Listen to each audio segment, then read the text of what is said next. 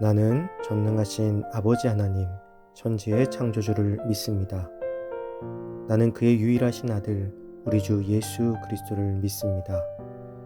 그는 성령으로 잉태되어 동정녀 마리아에게서 나시고 본디오 빌라도에게 고난을 받아 십자가에 못 박혀 죽으시고 장사된 지 사흘 만에 죽은 자 가운데서 다시 살아나셨으며 하늘에 오르시어 전능하신 아버지 하나님 우편에 앉아 계시다가 거기로부터 살아있는 자와 죽은 자를 심판하러 오십니다.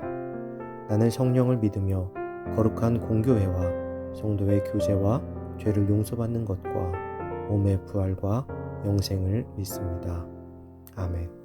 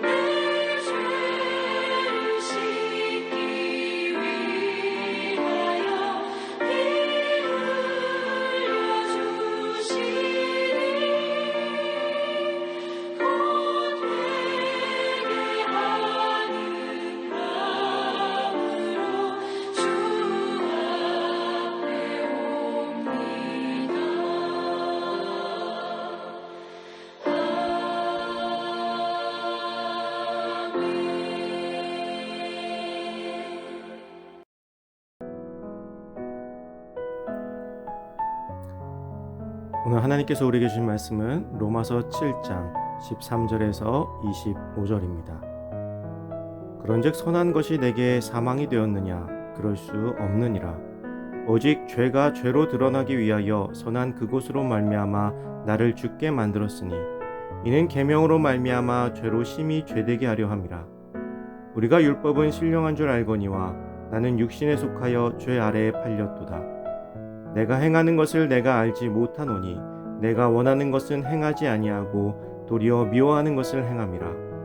만일 내가 원하지 아니하는 그것을 행하면 내가 이로써 율법이 선한 것을 시인하노니 이제는 그것을 행하는 자가 내가 아니요 내 속에 거하는 죄니라. 내 속 곧 내 육신에 선한 것이 거하지 아니하는 줄을 아노니 원함은 내게 있으나 선을 행하는 것은 없노라. 내가 원하는 바 선은 행하지 아니하고 도리어 원하지 아니하는 바 악을 행하는도다. 만일 내가 원하지 아니하는 그것을 하면 이를 행하는 자는 내가 아니요 내 속에 거하는 죄니라. 그러므로 내가 한 법을 깨달았노니 곧 선을 행하기 원하는 나에게 악이 함께 있는 것이로다.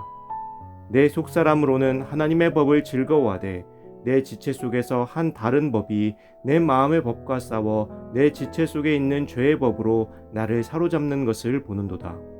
오라, 나는 곤고한 사람이로다. 이 사망의 몸에서 누가 나를 건져내랴. 우리 주 예수 그리스도로 말미암아 하나님께 감사하리로다. 그런즉 내 자신이 마음으로는 하나님의 법을, 육신으로는 죄의 법을 섬기노라. 아멘. 곤고한 사람이라는 제목으로 오늘 말씀 나누겠습니다. 많은 그리스도인들이 율법에 대해서 불필요하다고 생각을 합니다.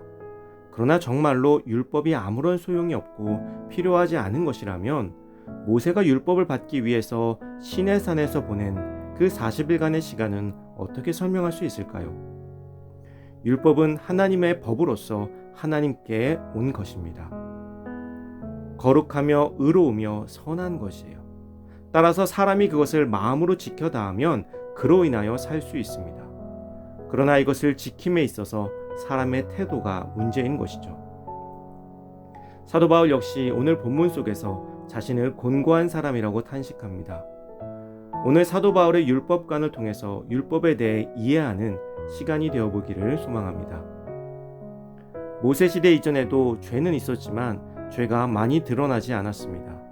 그러나 모세 시대에 들어서 율법이 생기고 난 후에는 각종 율법을 무기 삼아 죄가 여기저기에서 드러나기 시작하였습니다.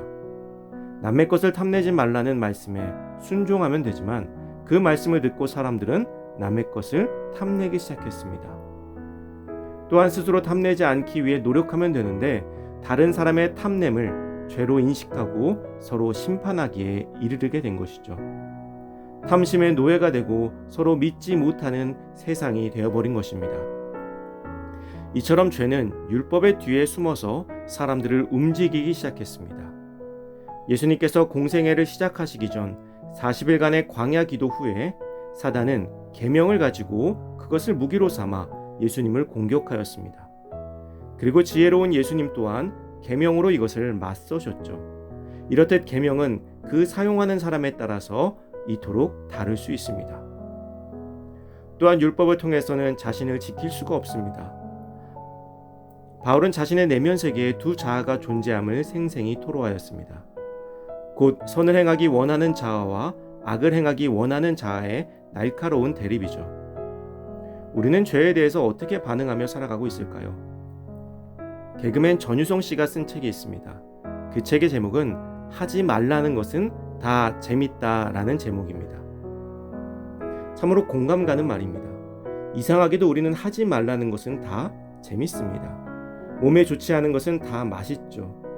먹으면 안 되는 것을 알면서도 몸에 좋지 않은 것을 알면서도 우리는 오늘도 먹게 됩니다. 부끄러운 고백이지만 어린 시절 동네에 테니스장이 있었습니다. 그 테니스장의 담 너머에는 지하철 기지가 있어서 그 사이에는 버려진 땅과 같은 공터가 있었습니다. 어린 시절 친구네 집이 바로 그 옆에 아파트였는데요.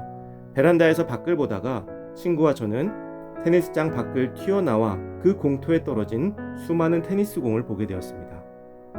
당시 야구를 한참 좋아하던 때라 집에 테니스공이 있었음에도 불구하고 친구와 저는 그곳을 가서 테니스공을 하나씩 집어들었습니다. 그 순간 테니스장의 코치였던 것 같아요. 소리를 지르면서 저희를 쫓아오는 것이었습니다. 놀란 저와 친구는 열심히 도망갔습니다. 그러나 초등학생이 성인 운동선수를 어떻게 따돌릴 수 있겠어요? 결국에는 잡히고 말았습니다. 테니스장으로 끌려온 저희는 테니스공 하나 때문에 1시간 동안 잔소리를 듣다가 돌아오게 되었습니다. 그 뒤로는 테니스장은 쳐다보기도 싫은 곳이 되었어요.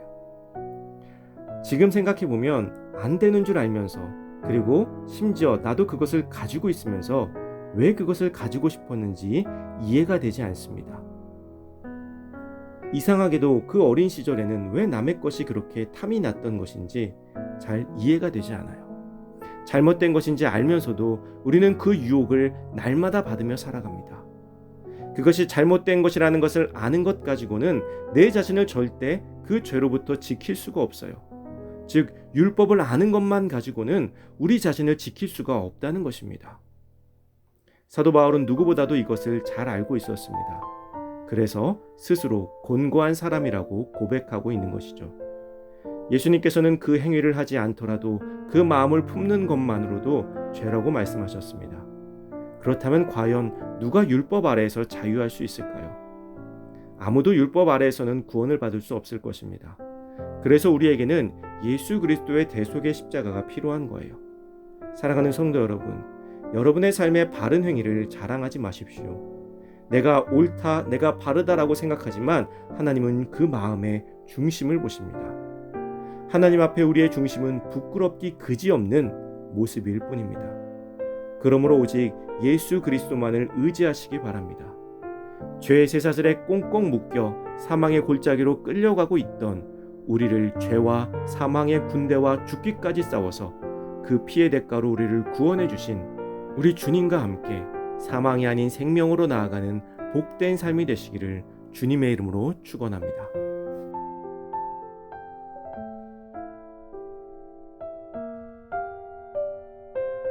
이 시간 주어진 기도 제목을 놓고 기도하고 또 각자의 기도 제목을 가지고 기도하도록 하겠습니다.